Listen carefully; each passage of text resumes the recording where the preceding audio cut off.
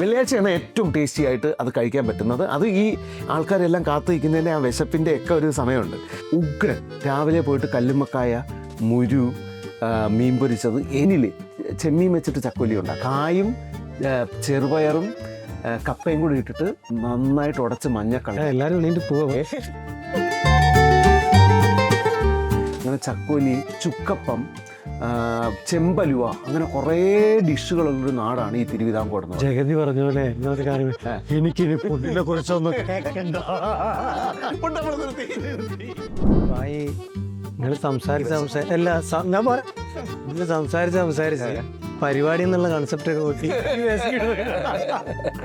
ചെന്തേങ്ങ. എന്താ എൻ്റെ കഥ?